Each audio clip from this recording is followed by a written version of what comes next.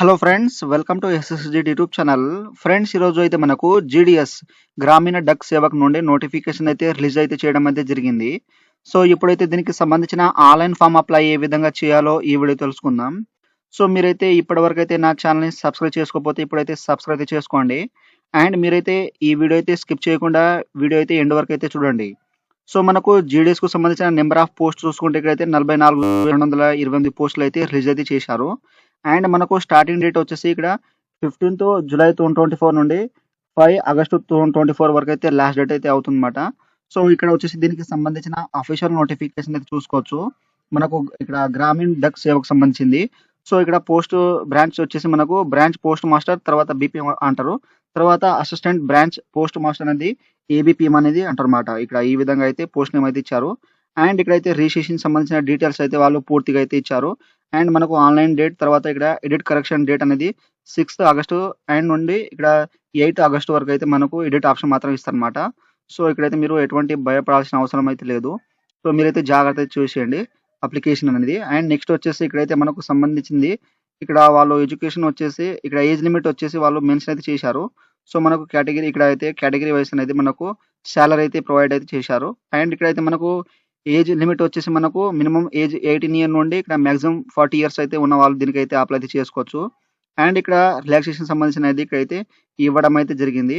And దీనికి educational qualification వచ్చేసి only 10th pass అయి ఉండాలి. అండ్ మనకు లోకల్ లాంగ్వేజ్ పైన అయితే అవగాహన అయితే ఉండాలి. సో ఇదైతే మనకు మెరిట్ ఆధారంగా వాళ్ళైతే మనకు 10th బేస్కి సంబంధించిన మార్క్స్ పర్సెంటేజ్ని చూసి వాళ్ళు మెరిట్ లిస్ట్ అయితే మనకు ప్రొవైడ్ చేయడం అయితే జరుగుతుందన్నమాట. సెలెక్ట్ అయితే చేస్తారనమాట. సో మీరు 8 నుండి 10/10 మధ్యలో ఎవరైతే ఉన్నారో వాళ్ళైతే దీనికి అయితే ఎలిజిబుల్ అయితే అవుతారన్నమాట. సో ఎందుకంటే వాళ్ళు 8.0 నుండి 10/10 మధ్యలో అయితే తీస్తారు. సో ఎవరైతే సెలెక్ట్ అవుతారో డైరెక్ట్గా వాళ్ళైతే జాబ్ ఇవ్వడం అయితే జరుగుతుంది డాక్యుమెంట్స్ వెరిఫికేషన్ తర్వాత. సో ఇప్పుడైతే మనం జీడీఎస్కు సంబంధించిన ఆన్లైన్ ఫామ్ అప్లై ఏ విధంగా చేయాలో ఈ వీడియో తెలుసుకుందాం. ఫ్రెండ్స్, ఇక్కడ వచ్చేసి మనకు జీడిఎస్ గ్రామీణ డక్ సేవకు సంబంధించిన అఫీషియల్ ఆన్లైన్ వెబ్సైట్ అయితే ఈ విధంగా అయితే వస్తుంది. ఈ యొక్క వెబ్సైట్ లింక్ అనేది మీకు డిస్క్రిప్షన్లో అయితే ఇచ్చేస్తాను. సో ఈ విధంగా వచ్చేసిన తర్వాత ఆల్రెడీ ఎవరైతే జీడిఎస్లో ఇక్కడ రిజిస్ట్రేషన్ చేసుకున్నారో వాళ్ళైతే డైరెక్ట్గా అనేది లాగిన్ అయితే చేసుకోవచ్చు. అది ఏ విధంగా అంటే ఇక్కడైతే అప్లై ఆన్లైన్ కదా, సో దీని మీద క్లిక్ చేసేసి ఇక్కడ అప్లై అనే ఆప్షన్ ఉంది కదా, దీని మీద క్లిక్ చేసేయండి. సో ఇచ్చేస్తే మనకు ఈ విధంగా అయితే వచ్చేస్తుంది. మీ యొక్క రిజిస్ట్రేషన్ నెంబర్ మరియు సర్కిల్ అయితే సబ్మిట్ మీద క్లిక్ చేసేస్తే మనకు ఓటీపీ వచ్చిన తర్వాత లాగిన్ అయిపోయిన తర్వాత అప్లికేషన్ ఫామ్ అనేది మనకు ఓపెన్ అవుతుంది. అదే ఇక్కడ కొత్త క్యాండిడేట్ ఏ విధంగా రిజిస్ట్రేషన్ చేసుకోవాలో ఇక్కడైతే చూసుకోవచ్చు. మనకు ఇక్కడ స్టేజ్ 1 రిజిస్ట్రేషన్ ఉంది కదా, ఇక్కడ రిజిస్ట్రేషన్ మీద అయితే క్లిక్ చేసేయండి.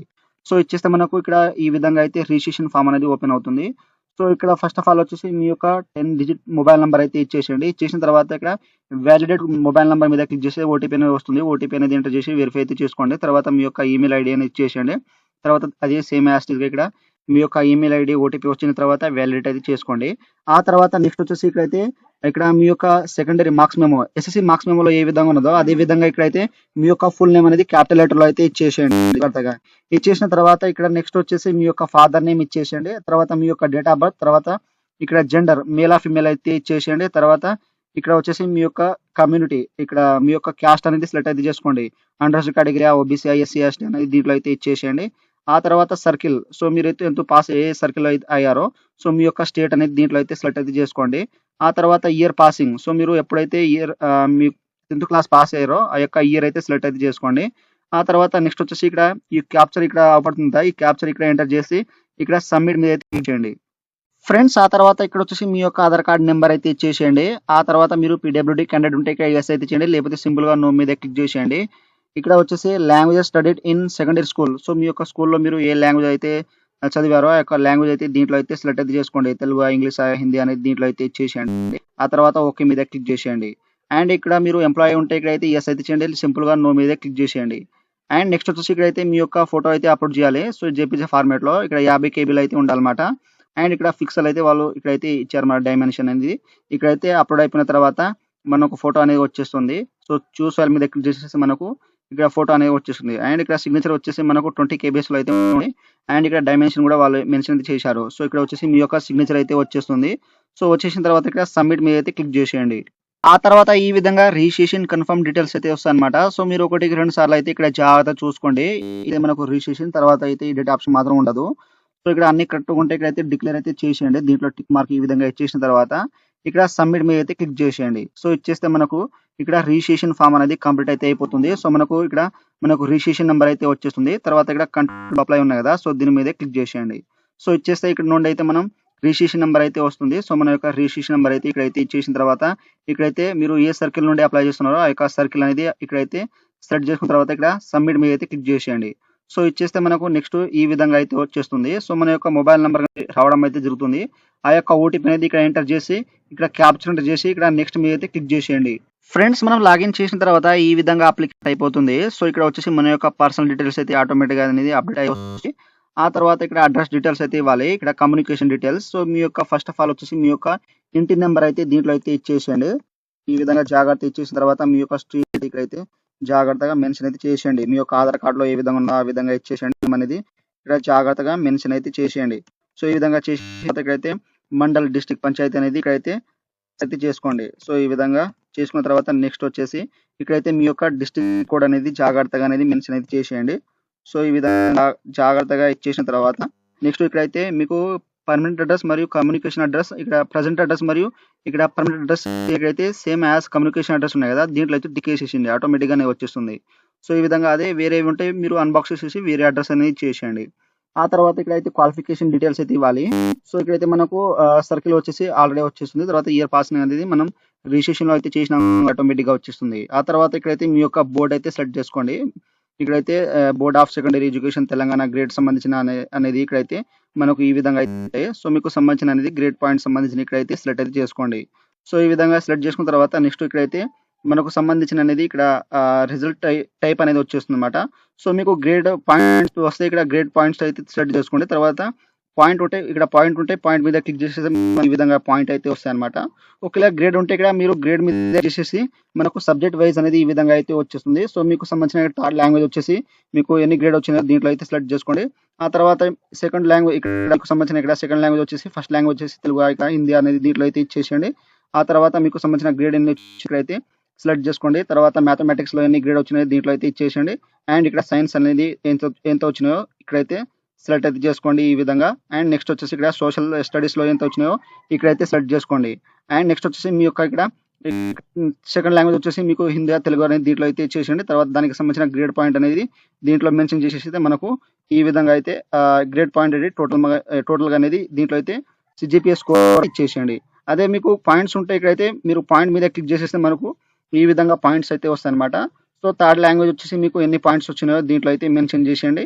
ఆ తర్వాత ఇక్కడైతే మీ యొక్క ఫస్ట్ లాంగ్వేజ్ వచ్చేసి హిందీ, తెలుగు అనేది దీంట్లో అయితే ఇచ్చేసేయండి. దానికి సంబంధించిన ఇక్కడ పాయింట్ ఇక్కడైతే దీంట్లో మెన్షన్ చేసేయండి. అవుట్ ఆఫ్ అని వచ్చేసి మనకు 10 అనమాట. ఆ తర్వాత మ్యాథమెటిక్స్లో ఎన్ని వచ్చినాయో దీంట్లో అయితే మెన్షన్ చేసేయండి. ఆ తర్వాత సైన్స్లో ఎన్ని వచ్చినాయో దీంట్లో అయితే ఇచ్చేసేయండి. ఆ తర్వాత సోషల్ స్టడీలో అనేది ఇక్కడ 10 పాయింట్స్ అనేది ఇచ్చేసేయండి. ఆ తర్వాత ఇక్కడ మీ యొక్క ఫస్ట్ లాంగ్వేజ్ వచ్చేసి హిందీ, తెలుగు అనేది దీంట్లో అయితే ఇచ్చేసి మీ యొక్క పాయింట్స్ అనేది దీంట్లో అయితే సెలెక్ట్ అయితే చేసుకోండి జాగ్రత్తగా. సో మనకు అవుట్ ఆఫ్ 10 కాబట్టి ఈ విధంగా పాయింట్స్ చూపెడుతుంది. తర్వాత మీ యొక్క సిజిపిఎస్ స్కోర్, సో పర్సెంటేజ్ అనేది టోటల్గా ఇక్కడైతే ఇచ్చేసేయండి. సో ఇక్కడ ఈ విధంగా ఇచ్చిన తర్వాత నెక్స్ట్ వచ్చేసి ఇక్కడైతే జాగ్రత్త అనేది ఇచ్చేసేయండి అనమాట. సో మీ యొక్క పాయింట్స్ లేదా పాయింట్ ఉంటే పాయింట్, గ్రేడ్ ఉంటే గ్రేడ్ అనేది దీంట్లో అయితే మెన్షన్ చేసేయండి. సో ఈ విధంగా ఇచ్చేసిన తర్వాత నెక్స్ట్ వచ్చేసి ఇక్కడైతే ప్రిఫరెన్స్ అయితే ఇవ్వాలి. సో మనకు సర్కిల్ అనేది ఆటోమేటిక్ గా వచ్చేస్తుంది. అండ్ ఇక్కడ డివిజన్ అప్లై ఫర్, సో మీరైతే ఏ డివిజన్ మీద అయితే అప్లై చేద్దాం అనుకుంటున్నారో ఆ యొక్క డివిజన్ అయితే ఇక్కడైతే సెలెక్ట్ చేసుకోండి. ఈ విధంగా డివిజన్ సెలెక్ట్ చేసుకున్న తర్వాత ఇక్కడైతే మనకు ఈ విధంగా అయితే వస్తుంది. మనకు డివిజన్ నేమ్, తర్వాత ఆఫీస్ నేమ్, తర్వాత పోస్ట్ ఆఫీస్ సంబంధించినది ఇక్కడ సాలరీ అండ్ లాంగ్వేజ్ అయితే వస్తుంది. సో ఇక్కడ సీరియల్ నెంబర్ ఉన్నాయి కదా, సో మీరైతే దేనికైతే ఫస్ట్ ప్రిఫరెన్స్ అనుకుంటున్నారో సో అదైతే ఇక్కడైతే మెన్షన్ చేసేయండి. తర్వాత సెకండ్ ప్రిఫరెన్స్ అనేది దీంట్లో అయితే మెన్షన్ చేసేయండి. తర్వాత థర్డ్ అని ఇక్కడ ఫోర్త్ అని ఈ విధంగా ఇచ్చేసేయండి. సో మీరు పూర్తిగా అనేది ఇక్కడ ఫిల్అప్ అయితే చేయాలన్నమాట. సో మీరు ఒకటైతే వదిలిపెట్టకండి. సో అన్ని అయితే ఇక్కడ ప్రిఫరెన్స్ అయితే ఇచ్చేయాలి. సో మీరు ఒకటి వదిలిపెట్టి తీసుకోవద్దన్నమాట.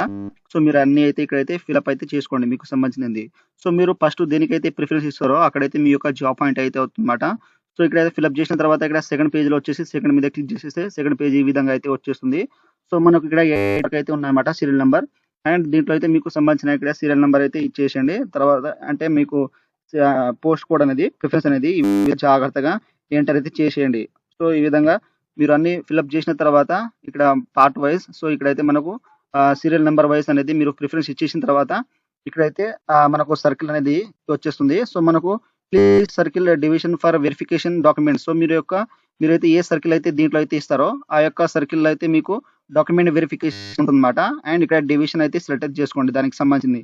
సో మీరు సర్కిల్ ఇక్కడ సెలెక్ట్ చేసుకున్న తర్వాత దానికి సంబంధించిన ఇక్కడ డివ్ అయితే సెలెక్ట్ చేసుకోవాలి. సో అక్కడైతే మీ యొక్క డాక్యుమెంట్ వెరిఫికేషన్ అయితే ఉంటుందన్నమాట. సో ఇక్కడైతే జాగ్రత్త అయితే గమనించండి. సో ఈ విధంగా ఇచ్చేసిన తర్వాత ఇక్కడ డిక్లరేషన్. సో ఇక్కడైతే దీంట్లో అయితే టిక్ మార్క్ అనేది ఇచ్చేసేయండి. చేసిన తర్వాత ఇక్కడ సేవ్ అండ్ ప్రొసీడ్ మీద అయితే క్లిక్ చేసేయండి.